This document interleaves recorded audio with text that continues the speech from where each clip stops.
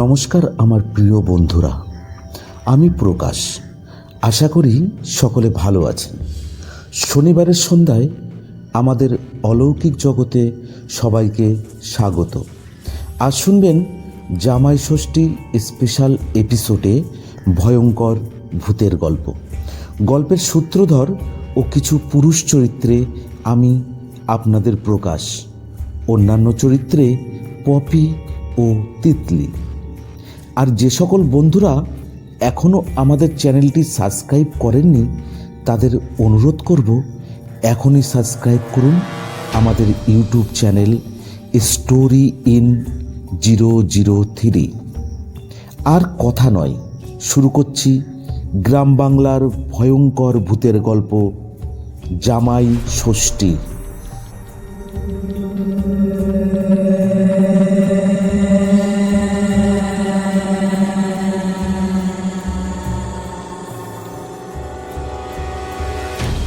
একটা দুটো দিন নয়, 2 বছর, পুরো 2 বছর কেটে গেছে। অথচ সেই মুখটা, সেই লাজুক হাসিটা, ঘোমটা ছড়িয়ে এক ঝলকে তাকানো চোখ দুটি অমিতের আজও চোখের সামনে স্পষ্টভাবে ফুটে ওঠে। সেটি আর কারো নয়, তার স্ত্রী প্রতিমার মুখখানি।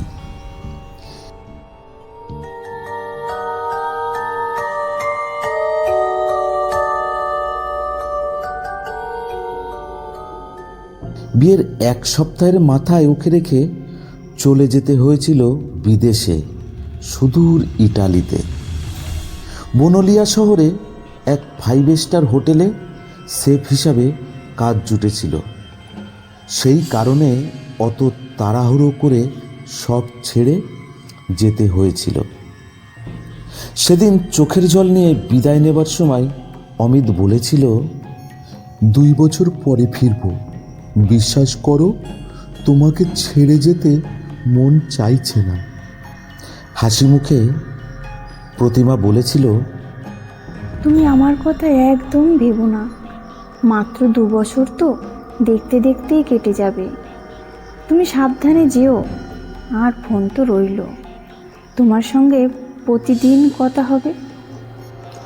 অমিত চলে যাবার পর প্রতিমা এক ছুটে দোতলার নিজের ঘরে খাটের উপর আশ্রে পড়ে। অমিতের যাত্রাপথে যেন কোনো বাধা না আসে, তাই সে অমিতের সামনে অনেক কষ্টে কান্না চেপে রেখেছিল। ঘরে এসে আর পারল না চোখের জল আটকে রাখতে। ডুকরে কেঁদে উঠল প্রতিমা।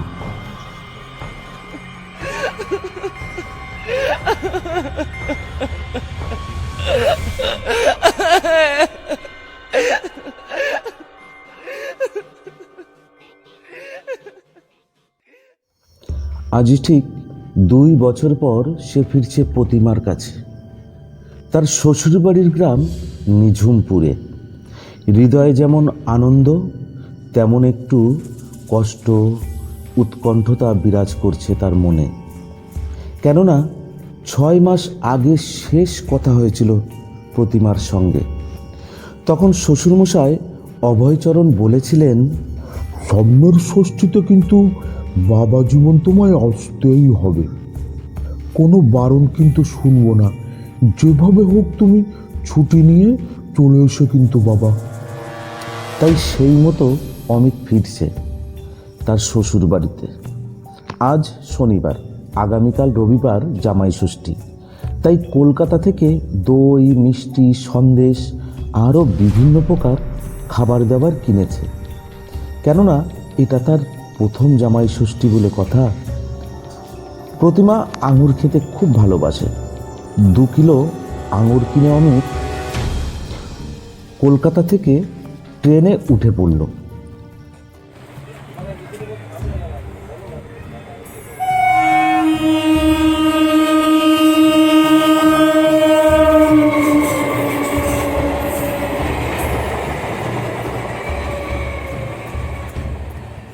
তার বুকের ভেতরে একরকম ব্যাকুল উত্তেজনা। ট্রেন ধীরে ধীরে পৌঁছলো নিঝুমপুর স্টেশনে। তখন প্রায় সন্ধ্যা হব হব। গ্রাম্য ছোট একটি স্টেশন, লোকজন তেমন নেই বললেই চলে। অমিত ট্রেন থেকে নেমে পড়ল। প্ল্যাটফর্ম থেকে বাইরে বেরোতেই এক ঝলক ঠান্ডা হাওয়া এসে ওর চোখ মুখ ছুঁয়ে গেল। আশেপাশে তেমন কোনো যানবাহন সে দেখতে পেল না। দোকানপাটগুলি প্রায় সব বন্ধ। সন্ধ্যার সময় যেন নেমে এসেছে এখানে মধ্যরাত্রি। দূরে একটা টোটো অমিতের চোখে পড়ল। সেদিকে সে এগিয়ে যেতে লাগলো। টোটোর কাছে পৌঁছে অমিত দেখল একজন মাঝবয়সী লোক। তার কাঁচা পাকা চুল, গায়ে একটা চাদর জড়িয়ে লোকটা বসে আছে।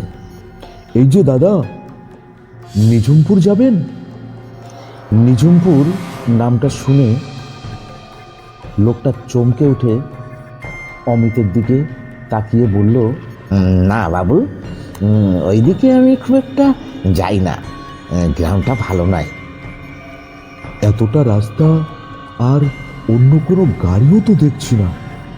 আপনাকে আমি ডবল না 3 গুণ ভাড়া দেব। আপনি চলুন। দেখছেন তো এতগুলো ব্যাগ নিয়ে আমার পক্ষে হেঁটে যাওয়া সম্ভব নয়। টোটো চালক কি একটা ভাবলো, তারপর বলল, যেতে পারি, তবে ওই গ্রামের শুরুতে যে বটগাছ আছে, আপনাকে ওখানে নেমে কিছুটা পায়ে হেঁটে যেতে হবে। ওই গ্রামের ভিতরে আমি ঢুকবো না বাবু। কিন্তু কেন? ওই গ্রামের লোক আর নেই বাবু, সবাই মরে গেছে। এক অজানা ভাইরাসে পুরো গ্রামটাই উজাড় করে দিয়েছে। শুনেছি রাতে ওখানে আত্মারা ঘুরে বেড়ায়। আপনার ওখানে না যাওয়াই ভালো। আপনি বাবু ফিরে যান। না না, আমাকে যেতেই হবে। আর ভূতের সাথে যদি দেখা হয় তোমাকে বলবো। হাসছেন বাবু, কিন্তু আমি ওই রাস্তা দিয়ে দিনের বেলাতেও যাই না। নেহাত আপনি বিপদে পড়েছেন তাই। টোটো ছুটল। চারপাশে গাঢ় অন্ধকার। দূরে শেয়ালের ডাক শুনে অমিত একটু চমকে উঠল। সে টোটো চালকের কথাগুলি ভাবতে লাগলো। 6 মাস ধরে সে শ্বশুরবাড়ির সঙ্গে কোনো যোগাযোগ করতে পারেনি। তবে কি? আর ভাবতে পারল না অমিত। বটগাছের তলায় অমিতকে নামিয়ে লোকটা বিদায় নিল। একবারের জন্য পেছনে ফিরেও তাকালো না লোকটা।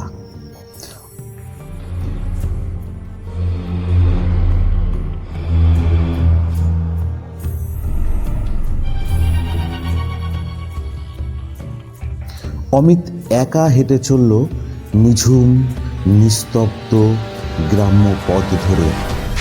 নিঝুমপুর যেন নিঝুম হয়ে আছে। কোথাও কোনো আলোর বিন্দুও নেই। শোনা গেল না কোনো একটা কুকুরের ডাকও।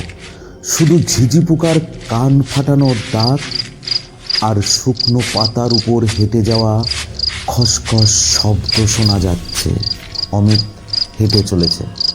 অমিতের মনে হলো কেউ যেন তাকে অনুসরণ করে পেছনে আসছে। ফিরে তাকাতেই কাউকে দেখা গেল না। একেবারে জনমানব শূন্য এক অন্ধকারময় গ্রাম্য পথ।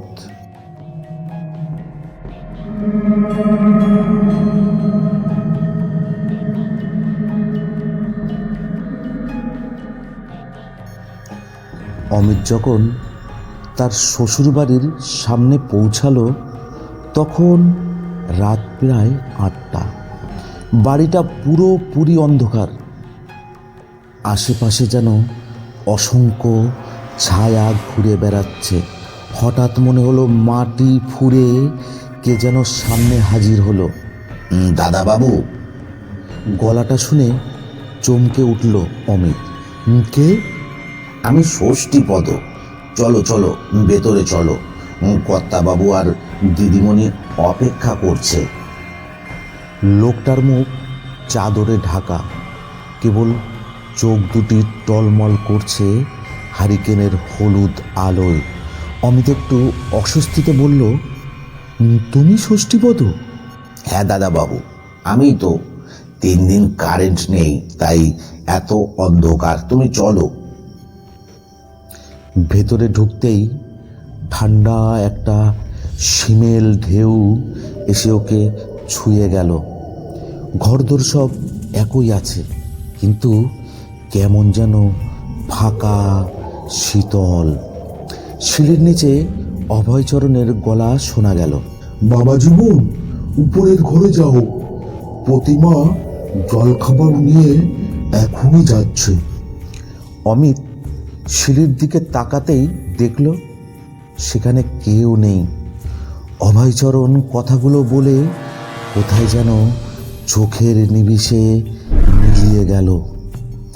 ঘরে ঢুকে অমিত খাটে বসে পড়ল। ঘর খালি, বাতাসে কেমন যেন একটা পুরানো শাড়ির পচা পচা গন্ধ। তখনই ঘরের দরজা খুলে একজন ধীর পায়ে এগিয়ে এলো। তার পুরো মুখটা ঘোমটায় ঢাকা। তুমি কেমন আছো অমিত? একটা মিষ্টি ক্ষীণ কণ্ঠ মনে হলো দূর থেকে ভাসতে ভাসতে অমিতের কানে পৌঁছালো। প্রতিমা? অমিত উঠে দাঁড়িয়ে এগিয়ে যেতে চাইল প্রতিমার কাছে। তাকে জড়িয়ে ধরে আদরে আদরে ভরিয়ে দিতে চাই প্রতিমার সারা শরীর, কিন্তু তখনই প্রতিমা বলে ওঠে, না, এসো না, আমার কাছে এসো না, তুমি অনেক দেরি করে ফেলেছো। আমি জানি, কিন্তু এবার আমি চলে এসেছি, আর কোথাও যাব না। এবার থেকে চিরদিনের জন্য তোমার সঙ্গে, তোমার কাছে থাকবো। তা আর সম্ভব নয়। আমি আর আগের মতো। আগের মতো কি? কেন সম্ভব নয়? তবে কি তুমি আমাকে আর ভালোবাসো না? বাসি তো, খুব ভালোবাসি, তাই তো এসেছি আজ। জলখাবার খেয়ে বিশ্রাম করো, পরে সব বলবো। কথা শেষ করে প্রতিমা দরজার দিকে ঘুরে দাঁড়ায়। হারিকেনের আলোয় অমিত দেখল প্রতিমা দরজার কাছে পৌঁছতেই বাইরে বাতাসে মিলিয়ে গেল। অমিত একটু চমকে ভাবল বাইরে গাঢ় অন্ধকার, তাই হয়তো। অমিত বসে পড়ে। সামনে রাখা জলখাবার, লুচি, বেগুন ভাজা আর সুজির হালুয়া খেতে খেতে তার মনে হলো বাইরে কারা যেন ফিস ফিস করে কথা বলছে। একটা মিহি হাসির শব্দ, তারপর সব একেবারে চুপচাপ। সে দরজা খুলে বাইরে তাকিয়ে দেখে কেউ নেই। রাত গভীর হতে থাকে। ঘরের ভেতরটা একেবারে শীতল হয়ে যায়। জ্যৈষ্ঠ মাসে ঘরের মধ্যে এত ঠান্ডা কেন ভাবতেই অমিতের শরীরটা কেঁপে ওঠে। তার মনে পড়ে যায় সেই টোটো চালকের কথা, নিঝুমপুর গ্রামে কেউ বেঁচে নেই। এক অজানা আতঙ্ক অমিতের শির দ্বারা বেয়ে প্রবাহিত হতে থাকে। সে দেখতে পায় জানলার বাইরে কয়েক জোড়া চোখ জল জল করে তার দিকে তাকিয়ে আছে। হঠাৎ তার চোখ যায় ঘরের কোণে। সেখানের দৃশ্য দেখে অমিত ভয়ে ঠক ঠক করে কাঁপতে লাগলো। একটা লম্বা কালো ছায়া স্থিরভাবে ঘরের কোণায় দাঁড়িয়ে আছে। অমিত চেঁচিয়ে উঠল, কে? কে ওখানে? কোনো সাড়া নেই। তখনই জানলার কাছে কে বা কারা যেন ধাক্কা দিচ্ছে। একের পর এক ছায়া জানলার ওপাশে ঘুরছে। দরজার নিচে দিয়ে হিমেল হাওয়া ঘরে প্রবেশ করছে। ভয়ে অমিত কাঁপছে, মনে মনে ভাবছে আর হয়তো জীবন নিয়ে সে ফিরতে পারবে না। টোটো চালকের কথা শুনে ফিরে গেলেই বোধহয় ভালো হতো। সে বুঝতে পারছে প্রতিমা, শ্বশুরমশাই, কাজের মানুষ কেন তারা তার সঙ্গে ওই রকম অদ্ভুত আচরণ করছিল। কেন প্রতিমা এতদিন পরে দেখা হওয়া সত্ত্বেও তাকে কাছে আসতে দেয়নি। ভয়ে কাঁপতে কাঁপতে অমিত দরজা খুলে বাইরে দিকে দৌড়ায়। সিঁড়ি দিয়ে নিচে নামতেই সে দেখল চারিদিক থেকে বেশ কিছু ছায়া মূর্তি তার দিকে এগিয়ে আসছে। কেউ হাসছে, কেউ গর্জন করছে। ছায়া মূর্তির মধ্যে কেউ একজন বলে উঠল, অনেক অনেক দিন পরে কেউ এসেছে আমাদের মাঝে। তোমাকে তো আমরা যেতে দিতে পারি না। তুমি যে আমাদের সকলের আদরের জামাই, কাল জামাই ষষ্ঠী, তোমাকে তো থাকতেই হবে। না না, কেউ আসবে না, আমার কাছে কেউ আসবে না। আমি এখানে এক মুহূর্ত থাকবো না।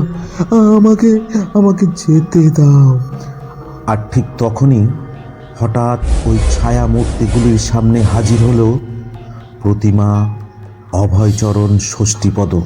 তারা অমিতকে ঘিরে ধরল। ভয় পেও না দাদা বাবু, আমরা আছি। কেউ তোমার ক্ষতি করতে পারবে না কোনো। তুমি যে আমাদের বড় আদরের বাবু।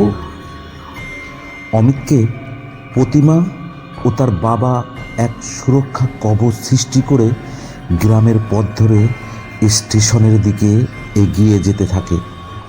আর সকলের সামনে হারিকেন হাতে ষষ্ঠীপদ। সেই দুষ্টু আত্মার ছায়াগুলি কোথায় যেন মিলিয়ে গেছে। তারা কেউ কোথাও নেই, কেবল প্রতিমা হাঁটছে অমিতের পাশাপাশি। স্টেশনের কাছে এসে অভয়চরণ আর ষষ্ঠীপদ হঠাৎ কোথায় যেন মিলিয়ে যায়।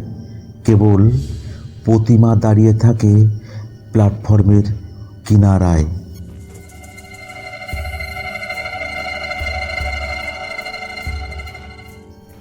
প্রতিমা, এসব কি হচ্ছে? তোমরা সবাই তাহলে? হ্যাঁ, তুমি ঠিক ভেবেছ। আমরা কেউ আর বেঁচে নেই। এক অজানা ভাইরাসের কবলে পুরো গ্রাম শেষ হয়ে গেছে।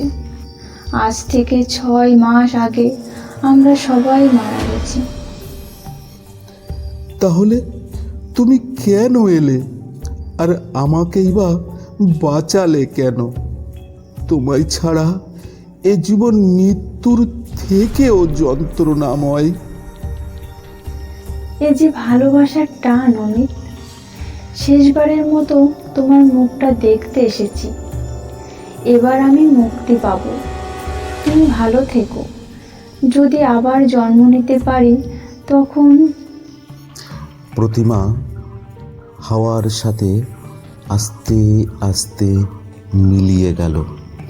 অমিত একা দাঁড়িয়ে থাকে নিঝুমপুর প্ল্যাটফর্মে। তার কানে আসতে লাগলো দূর থেকে রাতের ট্রেনের হুইসেল।